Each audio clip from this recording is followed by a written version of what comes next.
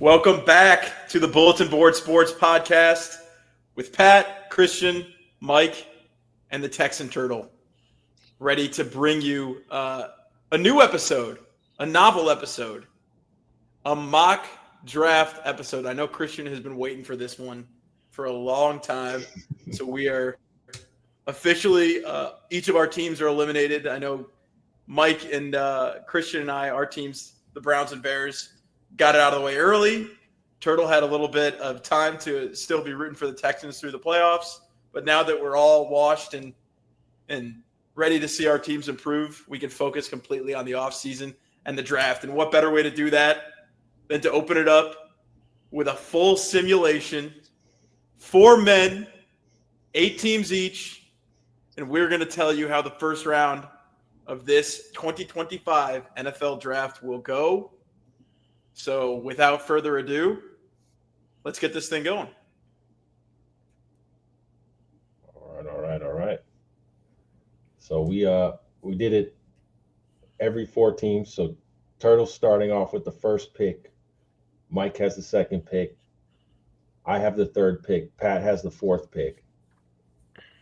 And then Let me start out by saying I might take Shiloh Sanders first overall here for the Tennessee Titans. Just ruined the draft. They're going to turn in the wrong. They're going to turn in the wrong card and draft the wrong Sanders. They're going to pull up the Raiders with the wrong Byron Young. Yeah, Byron Young, Roll Tide. Yeah. Okay. Use the Sanders brothers, and they're going to draft Shiloh Sanders first overall. But in an ideal world, that would be great. But alas, I'll pick for the fake Houston Oilers. As a Texan, you're hoping they choose Shiloh, or maybe you're hoping they choose Shedeur. Where do they go with this one, Turtle? So I've been thinking about this. I feel like they came out, after the new GM was hired, and they said they were saying so they're going to pick a generational talent, and it's hard to read into exactly what where teams are going to go in January with the draft. We haven't had the combine, they haven't had the top 30 visits. We haven't had free agency yet, right? I mean, haven't even had free agency. Right? Yes. So, can we acknowledge that free agency is most important? The guys who have actually succeeded in the NFL that's the most important thing. Yeah, and some of that could change what these draft picks wind up being come draft day. Of course. I would make the argument that drafting is more. I guess it depends on where your franchise is at. Christian, are you saying that for the success of a team, that free agency is more important than the draft? I'm saying free agency is more of it's more guaranteed that you're going to find a free agent who can produce than you're going to find in the draft. Now, obviously, right? Yeah, an immediate contributor, but you pay. But it's also a lot. You can't build a team through free agency, right? This is getting way philosophical. Before we start the draft, let's make the pick. Make the pick. All right, I'm going to do tried and true. I think they're picking Cam Ward here. I think he's legs above Shedeur Sanders when it comes to quarterbacks. And look, you need a quarterback to be successful in the NFL. They can talk all they want about generational talent, this generational talent, that. They need a quarterback. They're going to take a quarterback. And that's where I'm at right now. We'll see what comes out combine and top 30 visit wise. But as of right now, I think they go quarterback. Okay. No shot for Shedeur in your eyes. There's no way for him to move up this ladder. I think once the combine comes here, look, I think Cam Ward's going to look better in pro day and combine, just because he's got the prototypical arm strength compared to Shedeur Sanders. Not that Shedeur Sanders is a weak arm. I've seen that force around. I think he's got an average arm. I think just Cam Ward, athletically and what he's put on tape, I don't think he's going to look better in testing. So I have Cam Ward a step above, and that's where I would go with the pick personally. Not to say there's not a chance that Shedeur can slide up there, but right now I'm going to go with the odds-on favorite, Cam Ward. Do we think there's any chance that the Titans go with a veteran QB to at least compete with Will Levis and go as safe as possible with one of these picks, with one of the few blue chippers at the top, with whether it's most likely Abdul Carter, but who knows? I mean, if they are entranced by Travis Hunter and they think they can get creative with how to use him, there's some real tantalizing talent at the top of this draft, and I don't know that it's necessarily at the quarterback position. So, I mean, if there's any reservations with Cam Ward, and then obviously there's going to be so much that comes with drafting a guy like Shedeur Sanders beyond just what he's able to do on the football field. So I am leaning towards the Titans making a free agent acquisition at QB, whether it's a guy like Sam Darnold or Kirk Cousins or any one of these guys who could be available. Russell Wilson, maybe. Just something safe. Whereas, I don't know, that it opens them up to then be able to take a guy like Abdul Carter or a Travis Hunter. What do you think about that? I agree with you there, Pat, but I also think even if you pick up a guy in free agency like the guys you mentioned, it could still then open the door to then take Cam Ward and have him go into the tutelage of somebody. I mean, I think that's a Falcons did that last year. That's a great point, Mike. Falcons. Yeah, I mean, it's last year. I think that's open for them just because of, I mean, they're in total rebuild mode. And we're going to see what happens with Jeffrey Simmons, and that's going to be, that's cap space to be had. But yeah, I mean, I think there's a lot of options and a lot of things that could happen. Obviously, we're talking about this way before it's going to happen. So. Yeah. I just think it's a tough sell to the fan base. Yeah, I feel like you got to go young quarterback. The best way to succeed in the NFL right now is to have a quarterback on a rookie contract, and you got to take your shot when you've got it. And I like Cam Ward's game personally. Is there a player personnel guy? Is there a GM in place right now in Tennessee, or is it? It's like a vice president of player personnel, right? I'm just saying, because how empowered is a guy like Brian Callahan to choose his next QB? Because let's be honest, I mean, I agree with everything you're saying about wanting to take a young QB and that being the move to make now, especially in the modern day NFL where it's a quarterback driven league.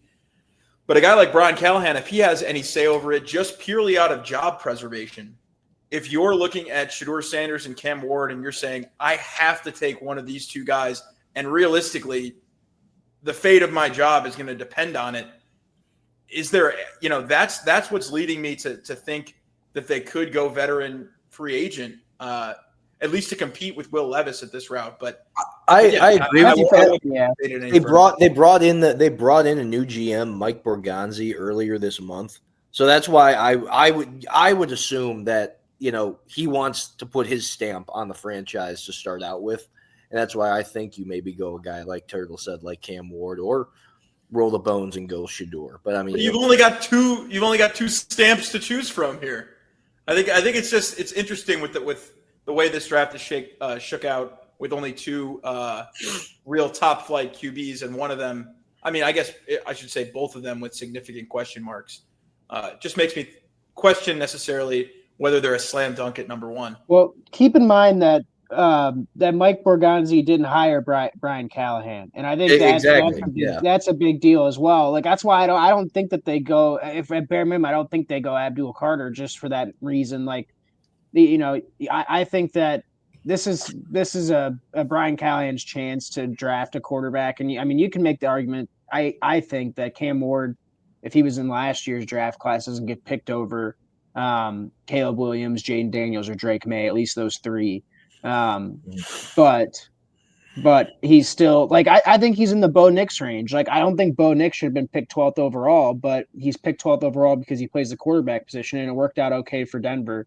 I think Bo Nix as a prospect was like a second round grade, but you've got to pay a premium in a way to draft quarterbacks. Like, so that's how I see it. Like, maybe Cam Ward is a second round, late first talent, but just because of the need of position, the head coach being an offensive coach, the GM didn't hire said offensive coach. So, if things go bad, he probably won't be back. This is his chance. Like, okay, see what I can do with a young quarterback. That's why I think they go quarterback personally. Sure. And those guys, the Kirk Cousins, the Sam Darnolds of the world, they're going to be expensive. Maybe not Kirk because he's going to get cut and he'll like a Russell Wilson type deal. But Kirk's kind of washed, man. Like, would you rather roll Cam Ward? Would you rather roll Cam Ward or Kirk? I'd rather draft Cam Ward first overall. Maybe the only guy I can really think to that would be an upgrade that you can maybe make the argument for is Darnold. But what's Darnold without Kevin O'Connell calling plays and and Right. and Justin Jefferson at receiver and all those. So I don't know. I think you take your shot with the young quarterback. But Yeah. All right. Well, we'll move on to the big pick that Mike. This is It's everything. so. I mean, this is everything. It could turn the franchise around. I know you could turn the franchise around. I still think they will. You know, obviously, I think the consensus is to take Shedeur at number 2.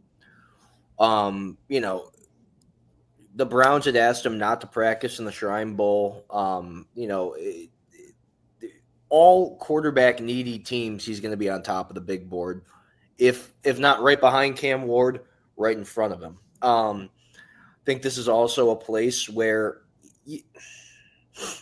you could take Travis Hunter. You could. What I would love them to do, though, and what I think would be the smartest thing for them to do, is trade back to a team like the Raiders and get another first-round pick for next year and let the Raiders go after, whether it be Shedeur most likely, who I think they will pick. I don't think you're rolling it out there with Aiden O'Connell for the next year. You're Las Vegas. You want to make a splash. It's Mark Davis. I think that's a move he might make. I would love for them to trade back to 6. We wait. Because the biggest need right now, I mean, obviously, you know, yes, quarterback, but if you look big picture for them, biggest need, knowing that you're still going to have a year of Deshaun and it's going to be a prove it year, or they're out because they've already restructured the contract. I would love to see them trade back and take Abdul Carter at 6. I just He's not going to be there at 6. You're But in a dream world Mike, if you think Abdul take the Carter's pick gonna be right there at now, 6. Mike. You just named 3 names. I want you to make your pick at 2 right now. Right now. If you It's want gonna Abdul change Carter, when we you get got it. to take him at 2. We gotta hear it. it'd be a bad pick in my opinion. If you want, Abdul, you know what? Carter's And great, I would think be terrifying. I see what I think is, give me Abdul Carter. I think there's going to be enough holes like to that find a pick. QB reinforcement for Deshaun Watson. We'll let him play out the end of the contract. I'm just talking about what I think is the smartest pick for the franchise right now. Yeah.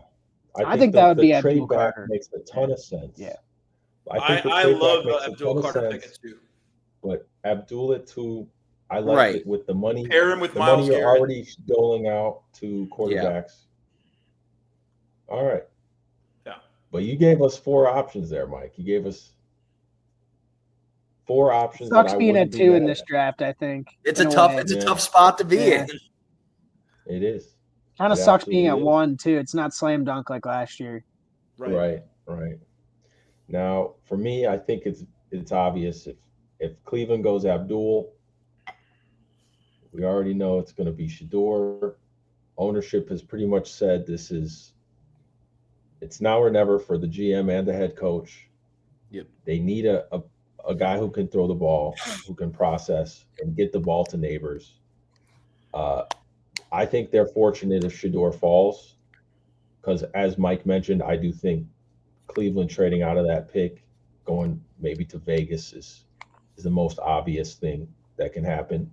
But here I'm going to take Shedeur. This is, I think, best case scenario for New York, for the New York Giants, and maybe they have some success next year, well enough to save those 2 guys' jobs. But I mean, who knows? Yeah, I mean, sorry, go ahead, Pat. No, sorry. I mean, we talk about it being a rough spot to be at 1 or 2 at this draft. Well, imagine being the Giants, needing a quarterback and having no idea how it's about to shake out in front of you. Yeah. Obviously, there are a lot of blue chip players in the draft where if quarterbacks go 1 and 2, you have some options there, but are they options that are really going to turn your franchise around in the way that, and I'm not as high on him as others are, but in a way that a guy like Shedeur Sanders could, just finally getting that franchise quarterback back into the, and if you want to debate whether, Eli Manning was their franchise quarterback, he would be the biggest star on the Giants since Eli Manning. He would be, he's ready for the lights of New York. I do like this pick. if it's there for the Giants to make. And it's a team with an offensive line that's already set to protect him. And I mean, we'll see what the progression is, in terms of what they're gonna get out of the running back position. But no, I think it's an offense that with him at the helm could, couldn't get much worse. I mean, Daboll's coaching for his job too, right? Yeah. So Right. It's a situation where it's going to be make or break for Brian Daboll, but also at the same time, as a young quarterback being taken at the top of the draft, you don't always get an offensive mind like Brian Daboll to draft you. So I think there's benefits both ways for both parties in this pick. And Joe Shane's picking for his GM job too. I'm shocked that he's still employed, but It's crazy.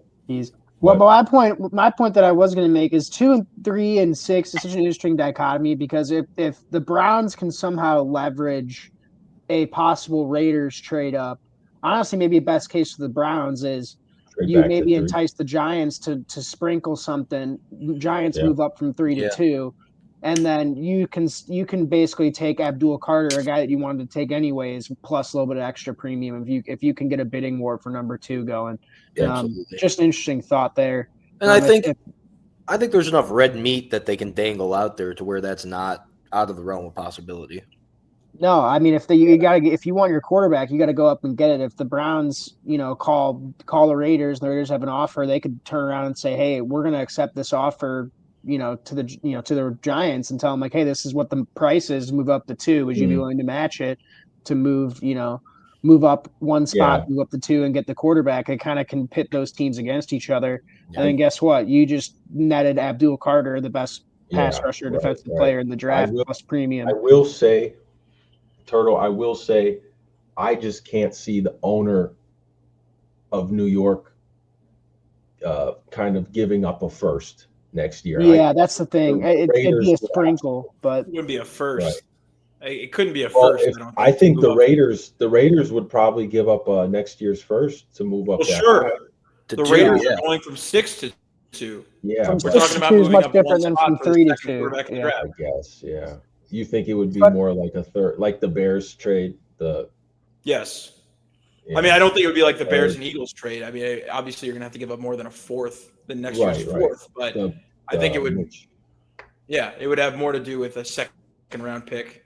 Something that would compromise them fully in the future. The Texans moved up from 11 to 3 to take Will Anderson, and that was, 2 first-round picks, a second-round pick, and some change.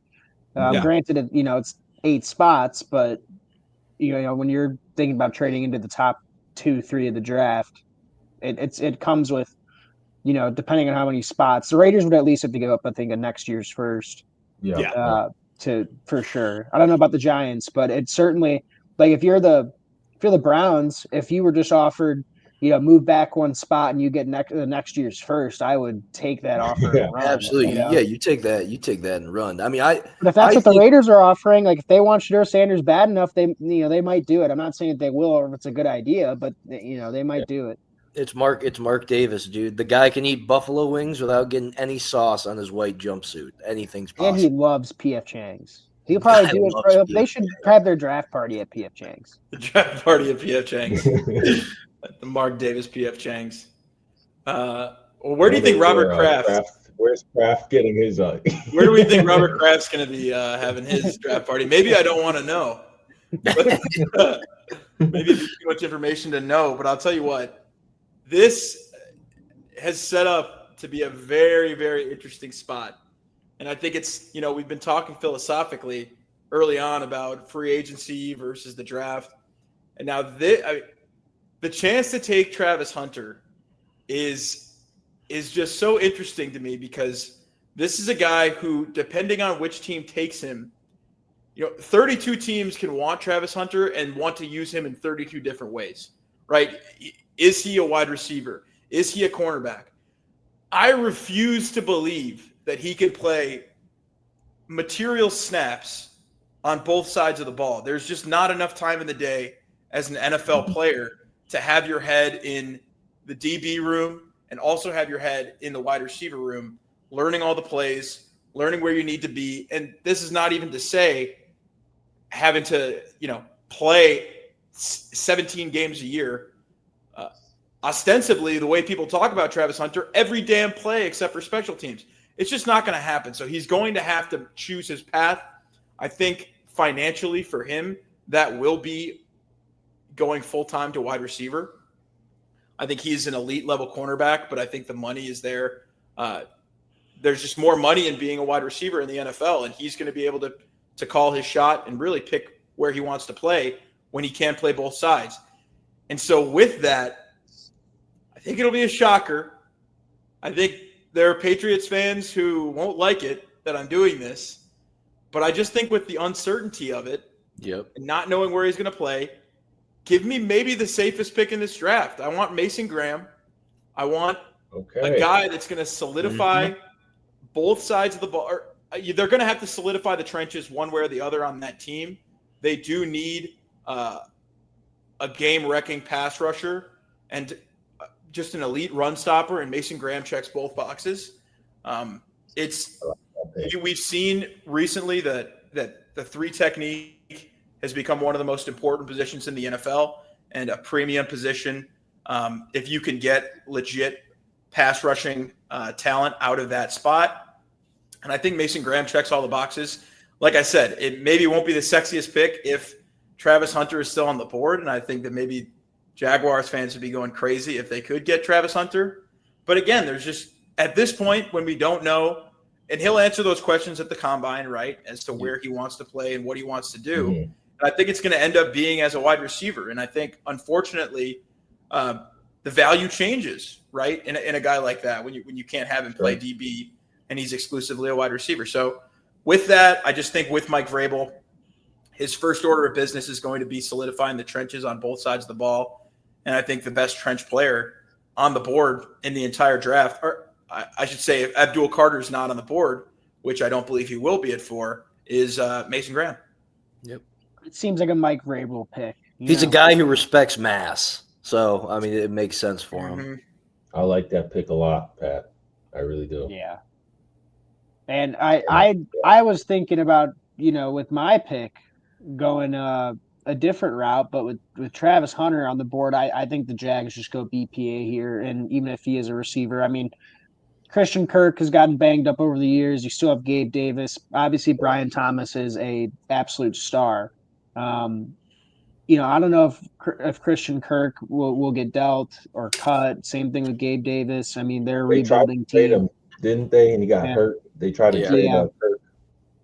I don't think either of those, Gabe Davis or Kirk, are going to be long for the Jaguars. So if Travis Hunter is a receiver, then I think they go with Travis Hunter. Even if he is a corner, they desperately need help on the back end of their defense. So I think this is where the rubber meets the road, and it'll be Travis Hunter.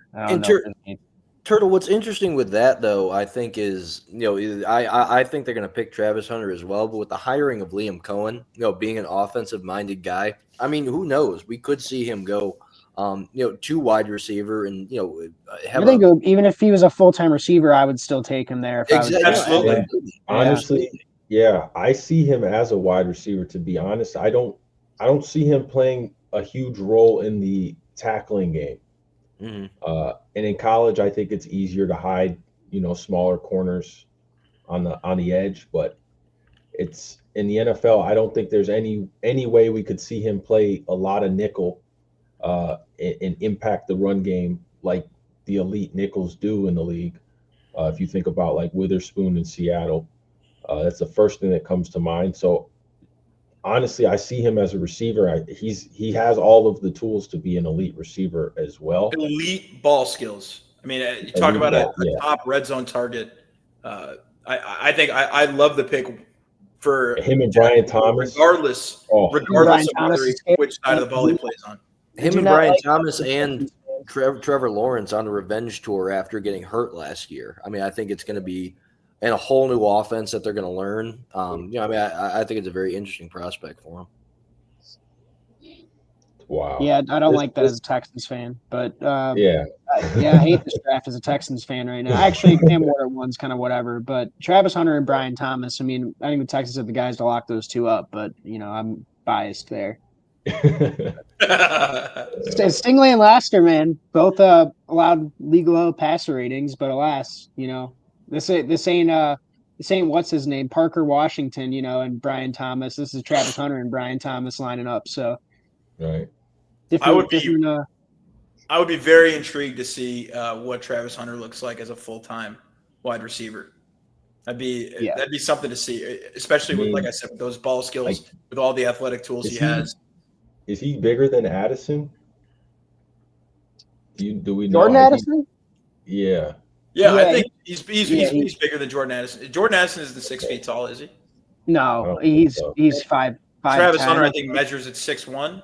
Yeah. He's pretty long. Yeah. Probably 6'1" in cleats, more like 6 foot. But he's got long arms and he's got great ball skills and no shortage of athleticism. So all right, that's Mike. A good pick for Jacksonville. This one we've talked about, and I don't see a universe in which the Raiders don't trade up to either 1 or 2. And I seriously the pick at 6. The pick at 6. I'm taking McMillan at 6. I guess if you're just rolling the bones with Aiden O'Connell going into next year, that's who you're picking at 6 if you're not trading up. I don't see a universe where they don't trade up, but yes. Is it bad that I could totally see them taking Ashton Jeanty at 6? That was my thought. Yeah. I could definitely see Ashton Jeanty. Well, now exactly. I think they could take Ashton Jeanty. I think it shores up their run game big time. Where it's Alexander Madison leading the backfield out there, and Amir Abdullah. Hey, go Big Red. Let's just say Mike, I don't hate that pick. Let's just say McMillan, if they're going to roll the bones again with Aiden O'Connell, I don't think it helps them at all. But you don't see I can make a call right now. Russell Wilson coming back with Pete Carroll, that's very true. The new hire, there could. Yeah, well, I mean, we'll see. It could even be a spot for Kirk Cousins. You don't even know. But regardless, I do like the Tet McMillan pick. Yeah, D-Mac. That'll be good for any of the quarterbacks coming through. You talk about an elite. We were just talking about a great red zone target. Tet McMillan's going to be a monster. And I also don't think they're in a position to where they absolutely need to quit on Aiden O'Connell right now. I think he's shown enough to show another year maybe he can be better. Maybe. In the AFC West, you're going to have to improve them. If they want to get out of the basement, they're going to have to do better than Aiden O'Connell. All I'm saying is I don't think they're going to be there at 6, and I think we're going to see a lot of movement first day of the draft. I like it. Yeah, so with that, I think in my eyes, this is a 5-player non-quarterback draft. I'm going to take the 5th one. I think it makes total sense with what the coach they just got, Aaron Glenn, former DB. You're going to draft Will Johnson, basically to replace DJ Reed, who's probably walking in free agency this year. You're going to put Sauce and Will Johnson together. Will Johnson has an extremely high pedigree. He just played for Wink Martindale at Michigan last year. He was part of the national championship team. I think he's a shutdown corner. I think he has an opportunity, easy opportunity to be the best corner in this draft. Obviously, we talked about Travis. I don't know if Travis is a full-time corner. And Will Johnson's got all the measurables to be great. I think the Jets could go a lot of different ways here, but with Aaron Glenn, I think it makes the most sense to go get Will Johnson. So I'm going to take Will Johnson right there. Yeah, definitely makes a lot of sense for the Jets with Aaron Glenn coming in to really solidify that defense. And you talk about bringing in a guy like Will Johnson to, set up against opposite Sauce Gardner, keep him engaged, keep this defense. This defense is going to be the strength of the team for the Jets for the foreseeable future as they figure out the quarterback spot, whoever that's going to be. But I think you can't go wrong taking the top, arguably, depending on how you view Travis Hunter, the top defensive back in this draft. All right, Pat. This is all right. Well, I mean, okay, we can. It's a meaningful pick for you. This matters. Well, it's a meaningful pick. Yeah, I do have now, especially that we're done with the Bears having the Panthers' second round pick. I can fully accept the Panthers as my second team in the NFL. It feels good to be able to root for Bryce and root for the success. That whole squad. It's just a likable team. I think Canales is a likable coach. And I think the interesting thing with them at this pick is that their defense is so bad that they can swing for the fences here. And they can really take a guy that maybe was not able to produce in the way a lot of people thought that he would. Many people viewed him as one of the top defensive prospects in this draft going into it. And I think Mykel Williams has so much potential, the size, the athleticism. Obviously, he, like I said, he wasn't able to produce as much as many viewed that he would, but you saw flashes of it throughout the entire season. He's shown you that you could take a chance on a guy like that, whether he's a true edge rusher, whether you're able to kick him in to play a little bit of three technique. He has the size and speed combination to because he's almost 270 pounds, right? Yeah, that's what his put on more weight. Yeah, so I think put on more weight. He's just a guy. He's a guy with a ton of potential, and the Panthers, with where they are right now as a franchise, with where the expectations are, they don't need to, pigeonhole somebody in to fit a need to try and compete next year. I think they can take a big swing on potential, and I think that there's no edge rusher with bigger boomer bust potential outside of maybe Abdul Carter than Mykel Williams. So I feel confident in that pick. And now, Pat, you would take him over. I mean, obviously, both, very good players. You'd take him over Pierce to complement Brian Burns on that defense. I think Pierce. Well, Brian Burns is out of town. Brian Burns is on the Giants. Yeah. But, sorry about that. Yeah, compliment nobody on that defense. Right. To aggregate the production of Brian Burns. Right. Sure. So my thing about James Pierce is that, and we can get into it more whenever he gets off the board, but I think he might fall. I think he might seriously fall just based on the size concerns. And, I think you look at a guy, 240 pounds, not going to work as an edge rusher in the NFL. Just not going to happen. You'll get demolished in the run game. I think he's a very one-dimensional player, and he's an elite pass rusher. That is for sure.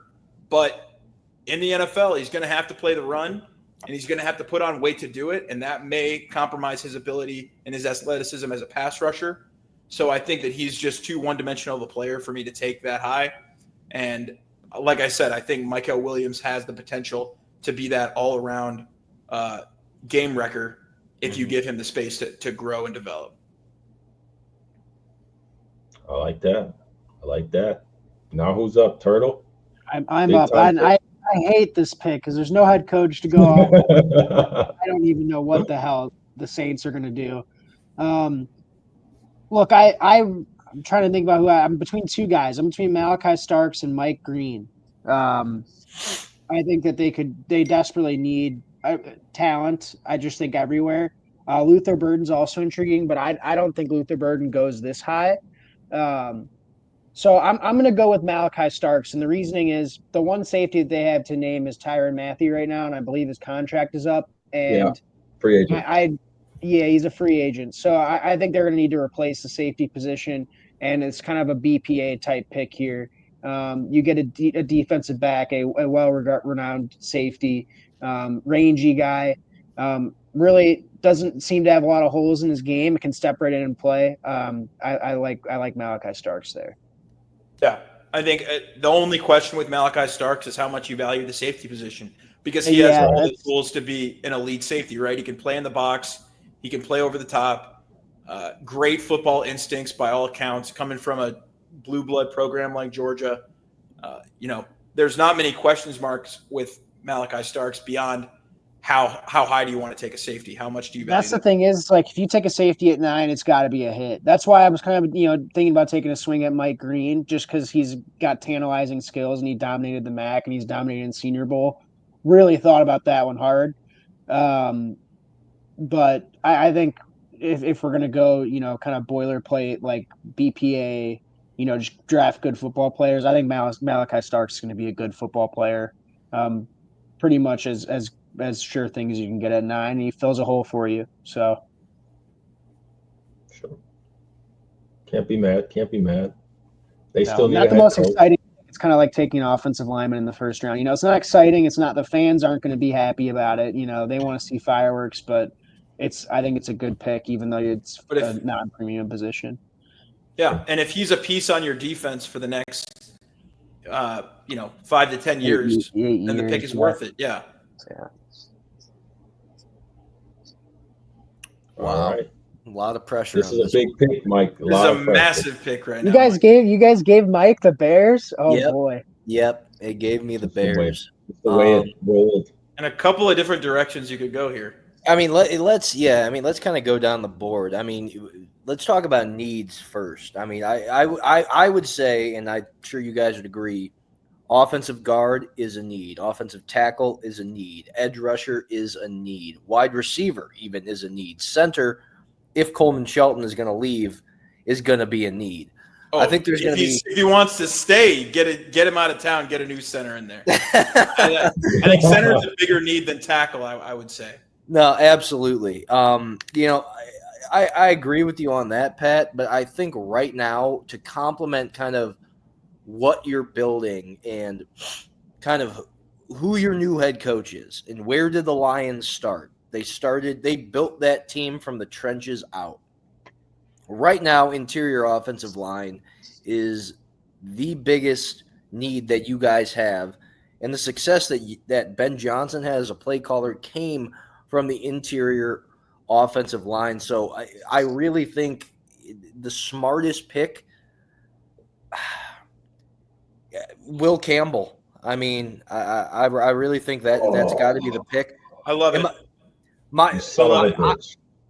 Will Campbell or what I was going to say was Tyler Booker. But I think Will Campbell is above Tyler Booker, at least I'm sure on at least Pat's big board. I don't know about Christian's.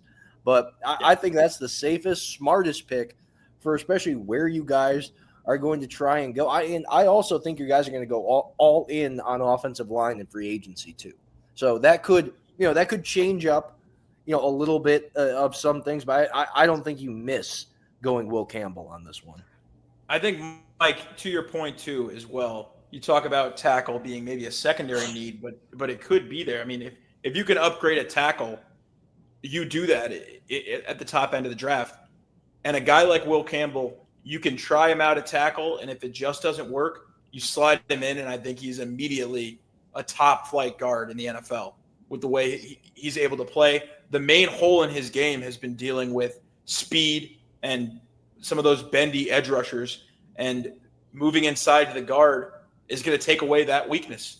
And I think that he will be I can't stress enough that if he is there for the Bears, they need to make that pick and just forget about the rest of don't worry about trading back, trading up. Yeah. If Will Campbell is there, you get him, and then you have your left guard solidified for the long haul. And I also possibly the left tackle. Possibly left tackle. And then I also think this is going to be a building block of a lot of moves. I think not a lot, but a couple of big moves you guys are going to make in free agency in terms of shoring up that offensive line as well. I think this will be a complement to whatever is going to go on in the weeks leading up to the draft. Agreed. And and not to mention, he's coming from a powerhouse. Like LSU is no slouch of a school. The guy knows how to play the game. And that's just it. That's just it. Whenever you see these top drafted offensive linemen, they can put on some great tape. They can show some great things. They can do some great things to the combine. How did you play against the best competition in the country? And the SEC, people can debate about the Big Ten and the SEC all they want, but in terms of sheer talent across the board, across the conference, it doesn't get better than the SEC, especially at a position like edge rusher. And Will Campbell held his own at left tackle all season. And I think coming from LSU, I mean, as you mentioned, Pat, I mean, that is, I think a guy like Will Campbell coming from the program he's coming from is the kind of football IQ that a guy like Ryan Poles is going to want at that position. So I think you pull the trigger on it there. Christian's got major problems. I already know. He's sitting there sulking about it. Well, yeah.